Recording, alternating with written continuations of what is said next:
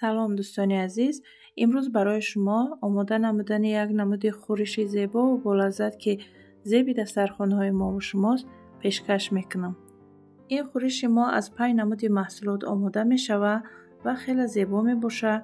باوری دارم که به شما نیز مقبول می شود. همه محصولات ها را آبجوشان کرده با شکل کوبیکچه ریزه میکنیم و همش یک جای کرده با مایونز خوب آمیخته میکنیم. لواش را باشه بین دو قسم کرده با شکل کلوکچه میپیچونیم. در بالاش تخم مالیده کنجد کتی آرام میتیم. در دخوفکه به مدت 5 دقیقه در حرارت 180 گرادوس پخته میگیریم کلوکچه را. بعدن همو خورشی تیار کردگی مونه و درون کلوکچه ها انداخته با انار، جوگوری و اوکراپ آرام میتیم. با همین یک خورش زیبا و با لذت ما تیار میشود. اگر ویدیو به شما معقول شده باشه فکرهای خودتون در کامنتاریا بنویسین. لایک و پچیست را فراموش نکنین.